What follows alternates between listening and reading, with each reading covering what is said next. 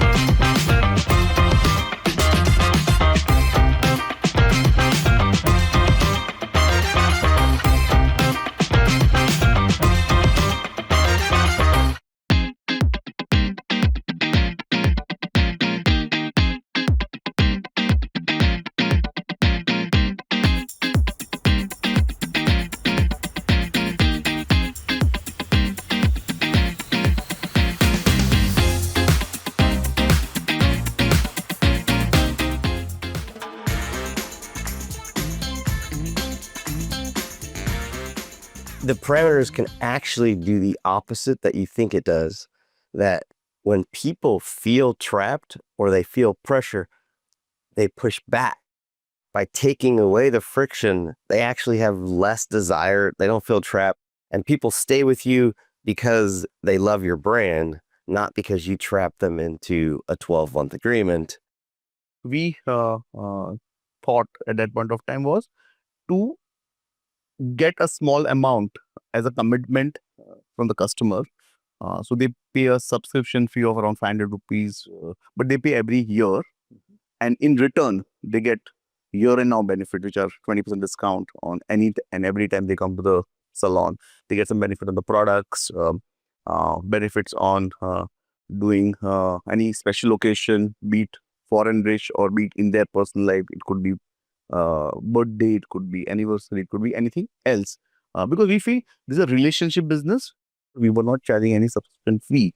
But to our realization, it didn't help us much. So then we had to move back to our paid program because people value it. Because they're paying a small, but they feel that I've earned this membership, I've bought this membership. We saw that there was this need in the market to build a relationship with a customer, going back to this old school philosophy of we will be your skincare best friend and we will guide you through this process. You're dealing with acne, you're dealing with aging, you're dealing with rosacea, hyperpigmentation. I know it's really difficult and we're not going to get there immediately, but we're going to build that trust over time and we're going to build one at a time and guide you through that process. It's extremely friendly to the consumer, right? They should get whatever they want for it. And today, I think we're at a juncture where we have a very strong membership program. I would say about 60% plus of our revenues driven by memberships. We have 95% of our customers, they are members. Wow. And we are selling a member to 6 out of 10, and then a membership to 6 out of 10 new clients. You are in the club.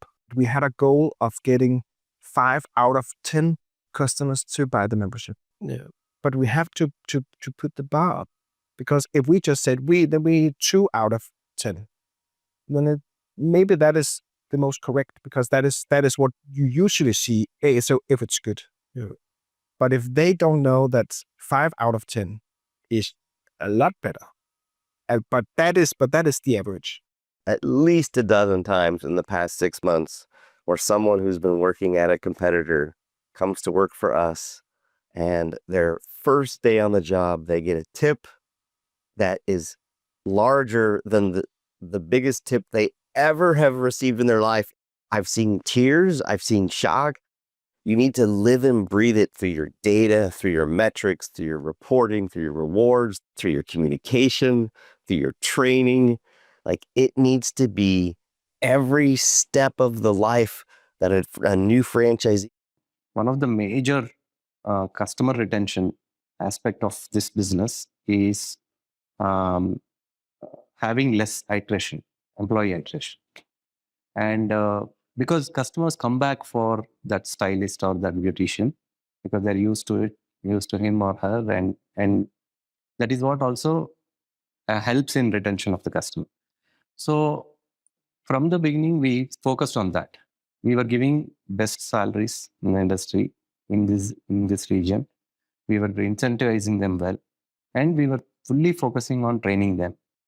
So our employees used to see that growth in them, skill-wise, monetary-wise. They were seeing that growth and they're sticking with us.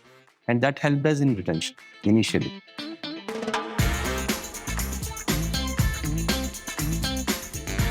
Appointment management is key. Making sure wait time is not, spoiling the experience. That is key. When people are leaving you, fast billing is key. So everything needs to be on the system, collecting feedback, and then, even follow through thereafter. That's even I did in the 90s. I did with Rob on the coffee. You could come to me. 12 hairdressers came, and then I asked them, how is your salary percentage wise? How is your buying percentage wise? They didn't know. They have no clue. Hairdressers are always interested in hair, but not in the business. The business side is the most important part to look at. And you have to see, you can't open a salon without being a hairdresser. You have to be a hairdresser and look to the figures and enjoy what you do. Our guidance to our franchisees is you need to staff up. Staff for 4 months down the road, not this week. And think of that extra staff and that extra headcount. It's basically marketing. Marketing doesn't work without capacity. We're now at 365 documented steps to ensure that you open flawlessly. We built a tool. We're obsessed with Monday.com, and we give our franchisees seats within that tool. No doubt this business is all about passion, and people say, oh, this is my thing, I wanted to do it. But we being then outsider of the thing, we also, that was anything and everything you do has to make a sense on spreadsheet, right? So you need to have your right reasonable assumption on the revenue side. You need to know what cost are you building, right? I think quite a few of us would not know then that, okay, fine, the people cost, rent, they're all fixed in nature, right? Whether you do X business or 2X business, that cost is going to remain constant. I got the systems in and put it. Then suddenly my staff said, we cannot use it. Some people said they'll leave if I want to use this new software. Then I didn't know, without employees buy-in, you cannot implement anything. I'm fighting to keep that. There is a lot of pressure as the CEO of this company to, consolidate down and get to just one. And I feel that pressure, but I'm resisting because I like giving our franchisees as much choice as we can.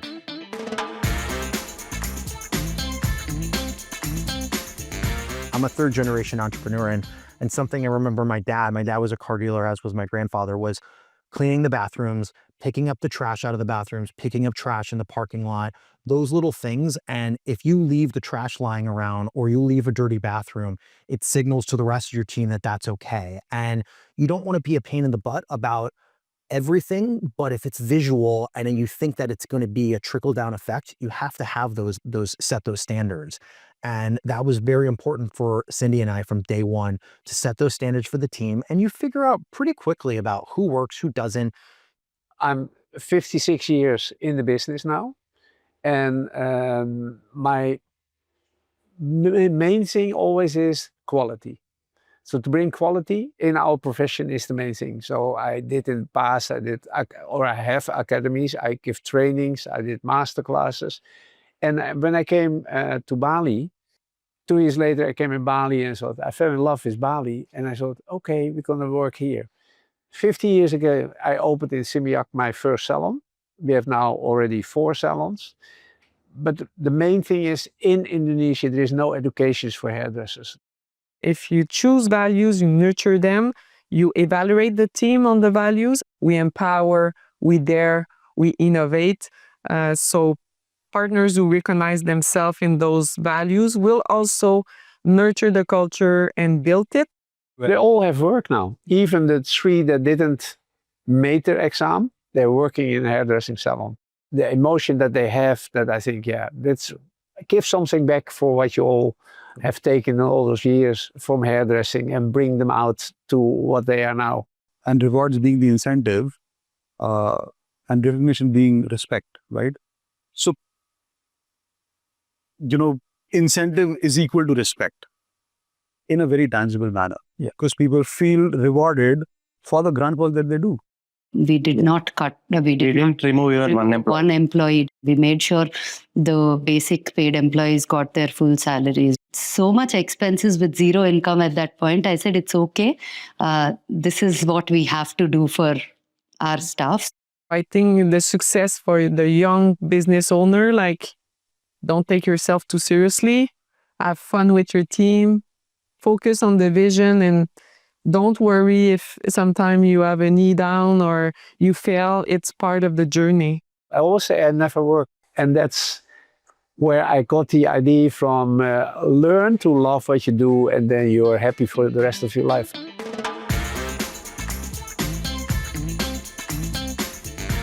You need to make sure that if you want to grow on a larger scale, which we've always had bigger dreams, you want to prove yourself and make sure that as you can get additional financing, whether that's debt or equity, like we both only have so much capital that we could put into the business and only so much cash flow, that if you want to grow up at a reasonable rate, you have to grow by some means, and you need to be able to prove those things. I met strategic partners called Functional Labs, so a group in Quebec that were into skincare and vitamins.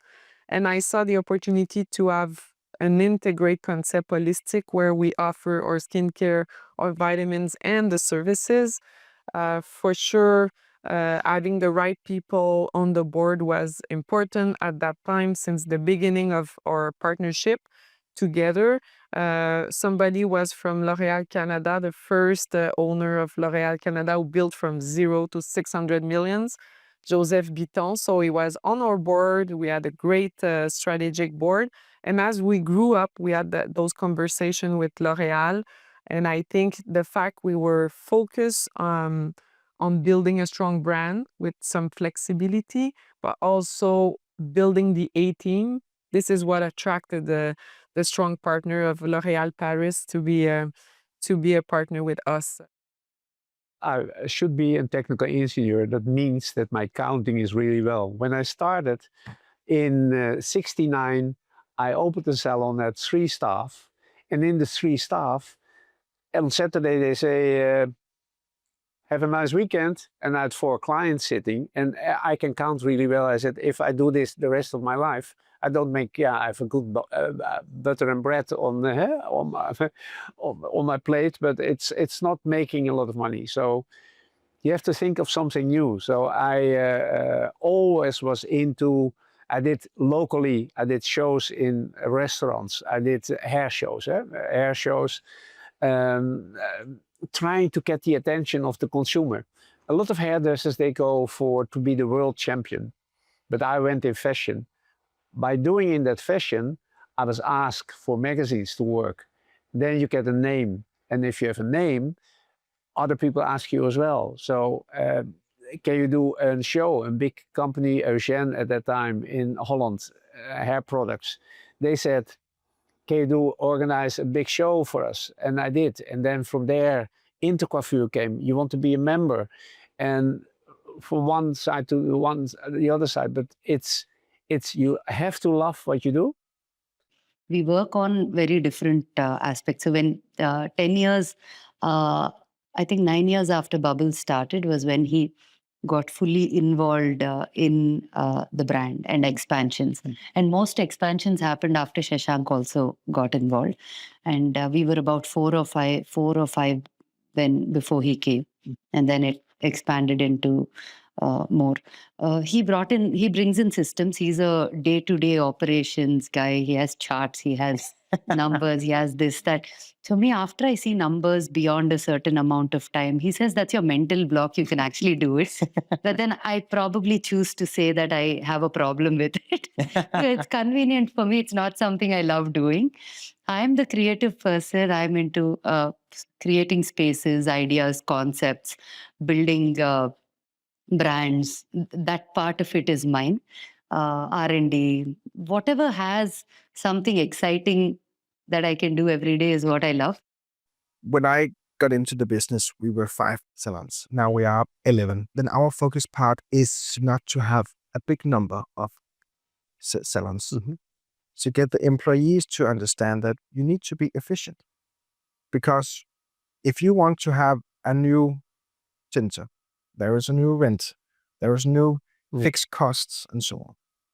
But if you have big enough places, you can go from 4 hairdressers to 8 till 10, to 12, 15. And you can increase the efficiency by each employee. So it is not important for us to have 20 or 30 or 50 salons. First 12 salons of ours was, they were in Mumbai. So when we got into Ahmedabad in 2012, we opened 5 salons on same day. Building a culture, partnership after partnership, we are evolving. So every time we do a new partnership, we take the best practices, we share. It's like building a community. And when they say you have multiple children, the love multiple. So it's not fixed, it's like growing that culture. And even you put words on paper, you need to act on it. So I think the value we share is super important. If you choose values, you nurture them, you evaluate the team on the values, how they act align with the values. Same thing when you choose partnerships. We intend to spread thick across the various geographies that we target. And this entire process of learning has taken us to a point where we have franchisees enrolled for large mandates, which means they do multiple stores in one location. The most important thing here is to do the efficiency. It is important for us to have just enough, but do it efficient. And I'm afraid of being too many salons. When we want to get into retail, we initially thought of 5 channels of revenue. One is we have our own website, and we started off with that website. Then we onboarded onto marketplace platforms like Amazon, Nykaa, Tata Click, Myntra, and all these platforms. The third is our B2B. So we have 22 years of experience in this beauty and wellness space. And we were sitting on the other side of the table. So we know what is required by salons, where will it fill a gap, where will it increase the overall revenue, or upgrade their own customers. So we created these service kits and retail products which can be sold to other salons. We're able to work together. But yes, today I think what we've evolved to is kind of a go-to, destination where everything on the salon side as well as the clinic side, in terms of aesthetics, body contouring, even wellness, we've managed to incorporate all of these categories because we feel this is a relationship business. So I felt getting some subscription amount huge, which is like value driven, where you ask for the commitment. I've earned this membership, I've bought this membership.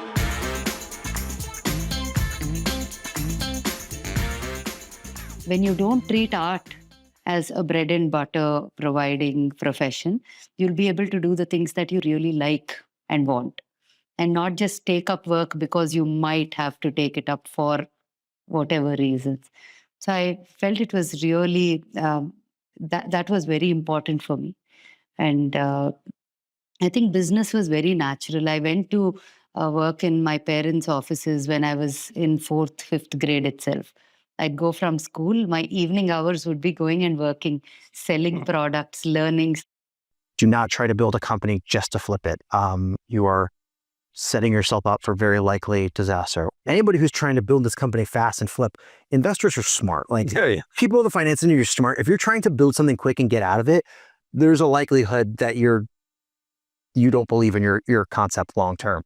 Again, the young generation, and I think the partners who joined are mature. They feel secure because they have followed me. They see I was caring about the people, the team first, who deliver the services. If you have a great idea, pursue it. Make sure it's something that you're passionate about, and also try not to raise money as long as you can. Try to take debt instead of equity. don't take outside investment until you absolutely need to, and you don't have any other choice. The best idea should win, not the biggest title or the loudest voice or the best arguer or the best of politics.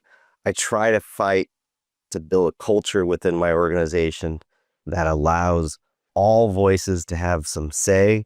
For me, it is intuition and my gut feeling. If you ask me, put numbers down and make a chart and explain, I will tell you all of that, but it will come from here. The business side is the most important part to look at. And you have to see, you can't open a salon without being a hairdresser. Because if you do it from your staff, you can't make any money because it's a working process. Our patient will unveil their challenges, like from wrinkle to I'm not comfortable with this and I had babies and I have stretch mark and cellulite.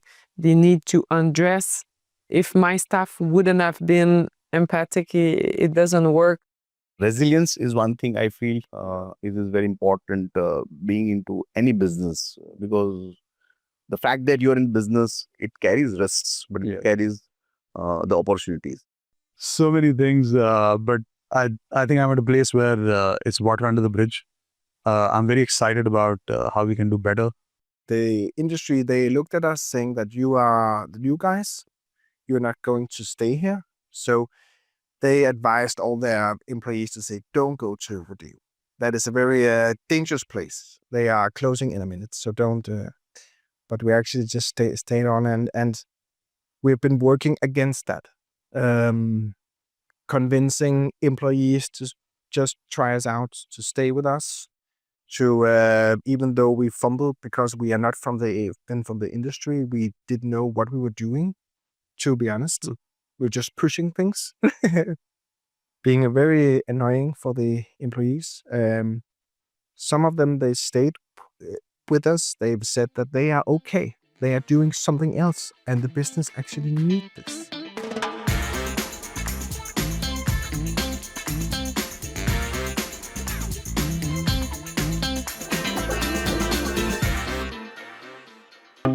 Growth Diaries is brought to you by Zenoti.